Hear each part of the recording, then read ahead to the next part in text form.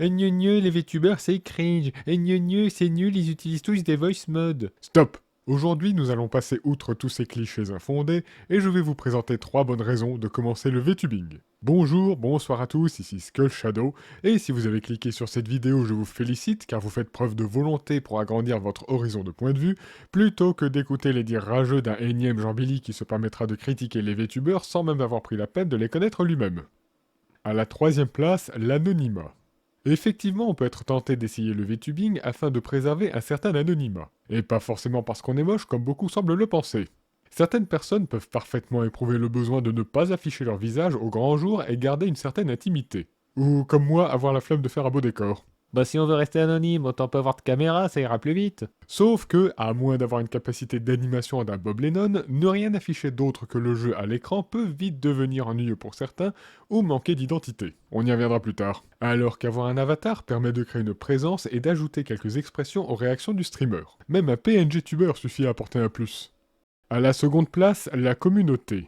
Voyez-vous, en France, nous sommes en retard sur le VTubing. C'est assez peu populaire, beaucoup de personnes ne comprennent pas l'intérêt de ne pas voir la vraie personne, voire ne connaissent pas du tout le VTubing. On se souvient du fameux C'est quoi le filtre? Bref, bon, des progrès sont en train d'être faits, mais il y a encore du chemin. Il y a au moins un avantage à cela. De par cette petite impopularité, la communauté du VTubing aura généralement tendance à être bienveillante envers d'autres membres. Il y aura davantage de soutien via les raids ou les collabs, notamment parce qu'il y a moins de VTubers que de FleshTubers, comme on les appelle dans le métier. Bon, bien sûr, je parle de manière générale, hein, tout le monde n'est pas forcément bienveillant. Mais ils mettent toujours des avatars avec un max de fanservice. J'ai entendu dire que c'était une commune de dégénérés.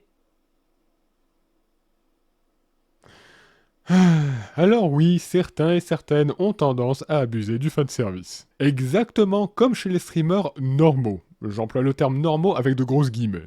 Ensuite, il y a évidemment quelques brebis galeuses, comme dans toutes les communautés. Citez-en moi une seule qui n'a pas son lot de dégénérés. Ce n'est pas pour autant qu'il faut les prendre comme modèle de référence. À la première place, la créativité.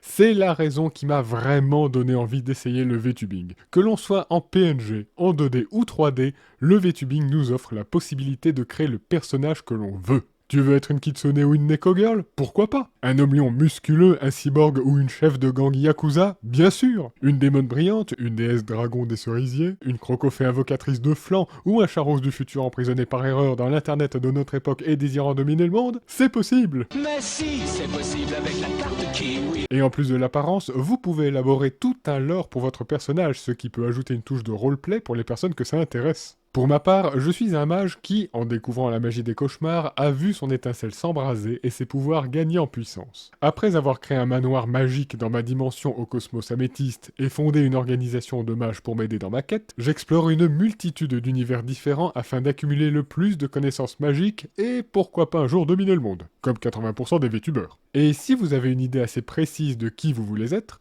cela peut également vous apporter une identité plus forte et vous faire davantage sortir du lot. Plutôt que d'être un 3428e Jean Billy mal rasé avec une casquette. Je n'ai rien contre les Jean Billy mal rasés avec une casquette et je suis désolé si j'ai vexé les membres de cette communauté. Ne le prenez pas mal, ce n'était pas personnel mais juste pour les besoins de la vidéo. C'est la fin de cette vidéo, j'espère vous avoir permis de changer un tant soit peu votre point de vue du VTubing et pourquoi pas vous avoir donné envie d'essayer. Je vous remercie d'avoir regardé la vidéo jusqu'au bout, vous pouvez me retrouver sur Twitch les mardis, vendredis et samedis vers 18h30 en général, ainsi que sur mon Discord si vous avez envie de papoter ou m'aider à dominer le monde. Je vous donne rendez-vous pour d'autres vidéos et je vous souhaite une bonne soirée.